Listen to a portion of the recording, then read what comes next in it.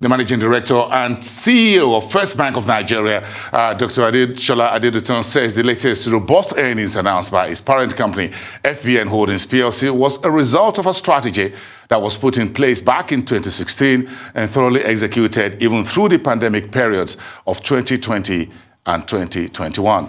In an exclusive interview with Arise News on Tuesday, Dr. Adeduntan spoke to the bank's loan book, its digital banking business, trade financing, as well as Pan-African operations. Enjoy our conversation.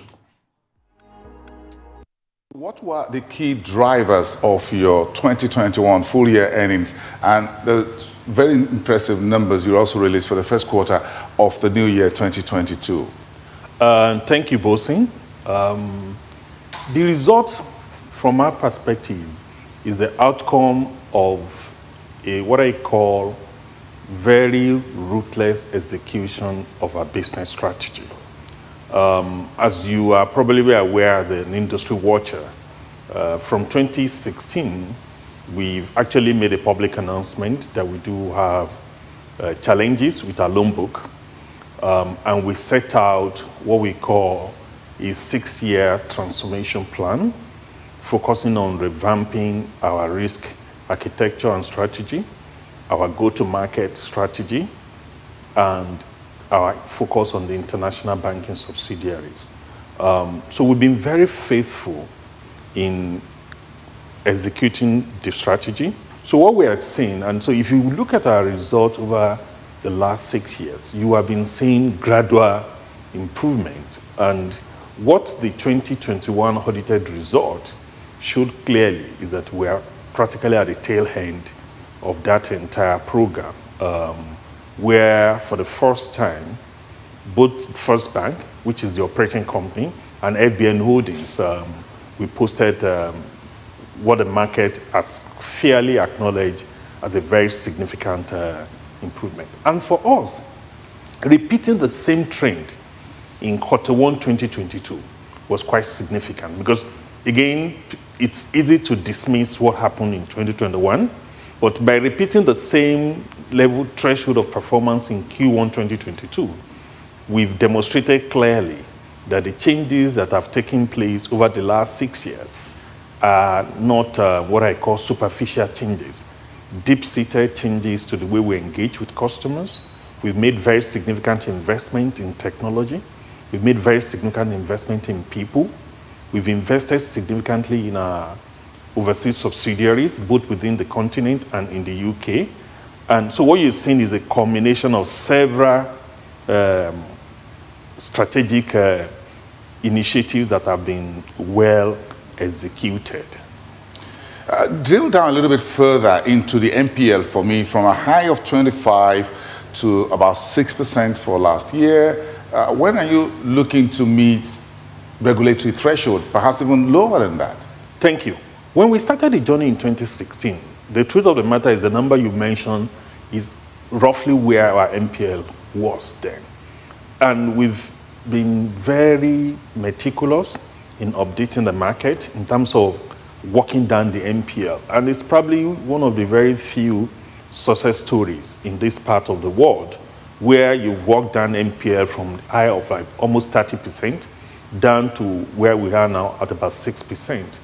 Our expectation is that within the next 12 to 18 months, we should fall squarely within the regulatory threshold of 5%.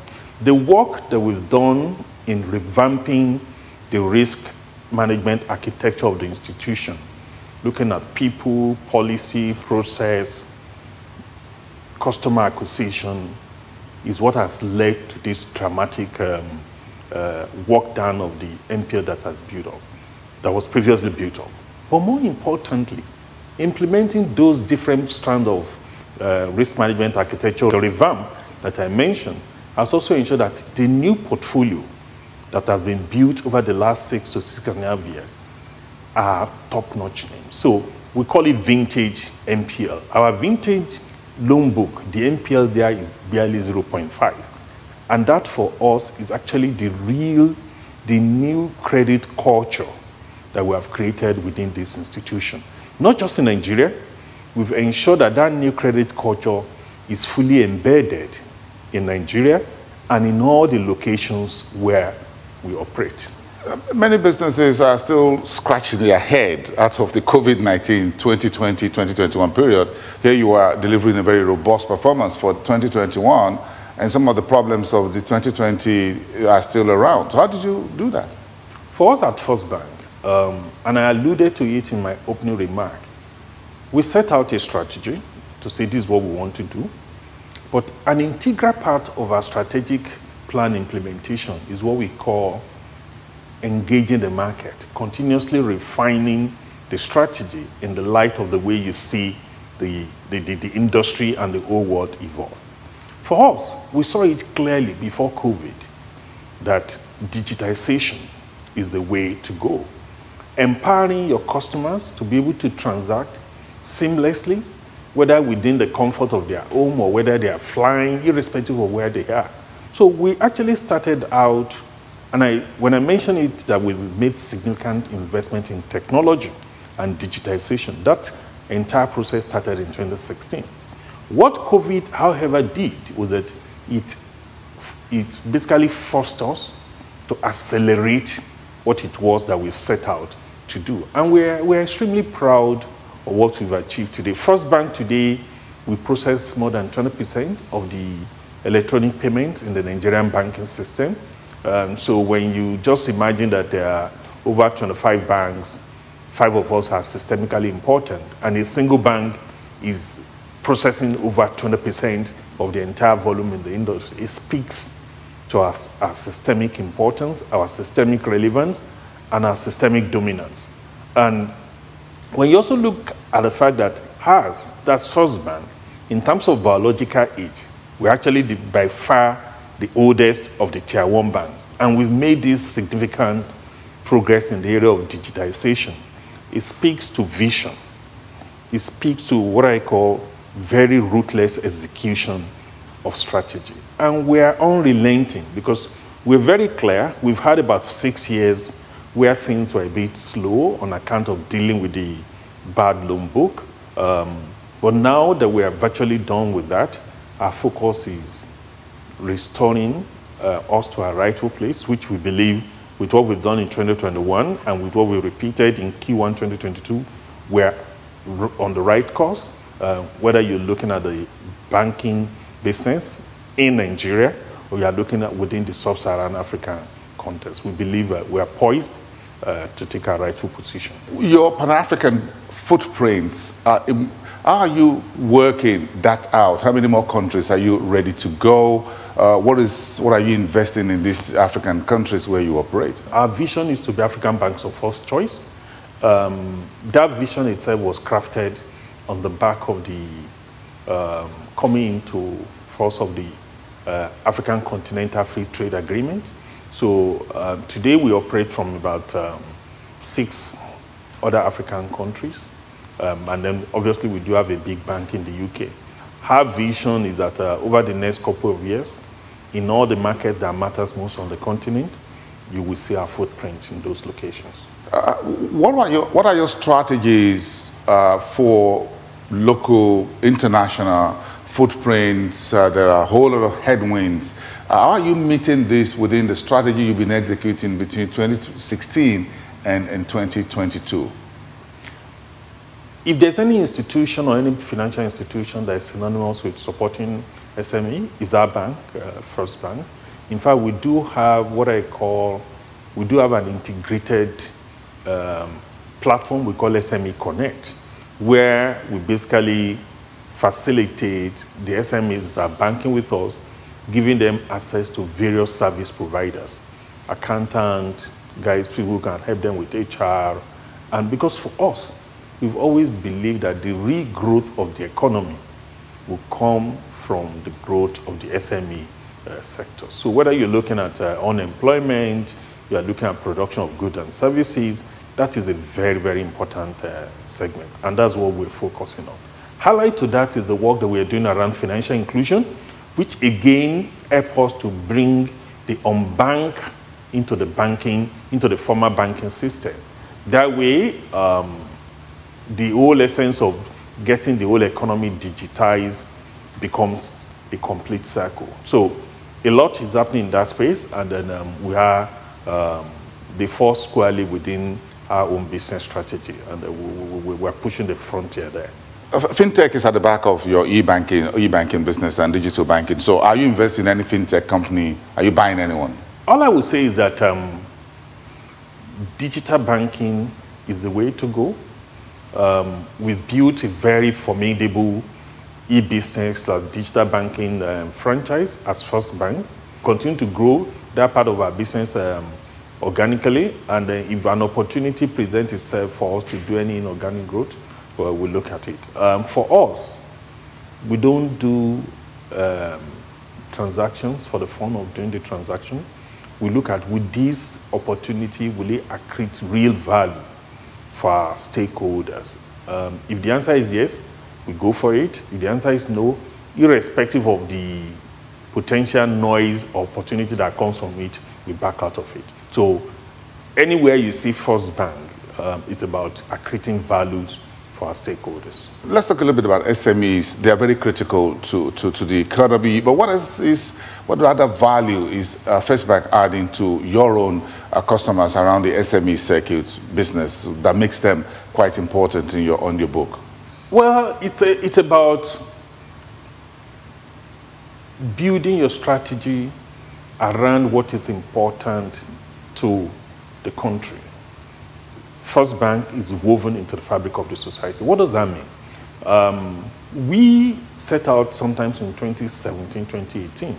We said, this whole financial inclusion, could this be executed in a profitable manner? And that for us was what led to the creation of our First Money brand, which today is by far the largest and the most successful bank-led agency banking business. Today we have over 170,000 First Money agents, which is owned 100% by First Bank, in all the nooks and crannies of this country. In fact, we are the only financial institution that is present in all the 774 local government of this country. And that has now enabled us to leverage that platform to do many things. Open new accounts, distribute goods and services, and we're just, in our view, the structure is already in place, and we're just beginning to even tap all the various opportunities that will come with that formidable franchise that we have built in Nigeria. And we've started building in other locations where we operate on the continent. Again, for us, the success story in Nigeria is now currently being replicated in some of our other very important markets. We are a full service bank. And what do I mean? We serve everybody across the entire economic spectrum. The folks at the base of the pyramid, the mid-tier people, and the affluent and the high net worth individuals before you now get into the corporate. And we are fully set up to do that. Give me a bit of an outlook into the new year, the full year 2022 that we're currently on. What is your new strategy beyond what you've executed so far since 2016 to date? The success story regarding our share price is not unexpected. When the problem kicked in 2016, our share price dropped as low as 2.50 naira or thereabout, about 2.70 naira actually. So what you are seeing today, just like I mentioned, the outcome, the result, it's a combination of what I call very diligent execution of our strategy that has seen value accrete to our stakeholders. We are very clear on the direction of travel. The strategy that we believe will take us to our destinations have been well articulated. Subject that strategy to continuous refinement on the back of what we see around us and what we see globally. And we believe we have the people, right from the board up to the most junior people. Everybody is aligned to this objective of making our bank, First Bank, African bank's first choice. The strategy round, we have a 5-year cycle, but in between those cycles, we continuously refine. So the one we're running, we've completed it. We have another one that kicked off in 2020, And that's the one we're running now. But even that I've mentioned, it's not static. Strategy itself is continuously being, subjected to refinement on the back of development around you. But the broad directions are clear, the visions are crystal clear, the critical stakeholders, the board, the shareholders, the employee, we are all aligned on where we would like to see the institution. And for me, therein lies the strength of our franchise, that alignment. That's exclusive with Dr. Adesola Adeduntan of First Bank of Nigeria.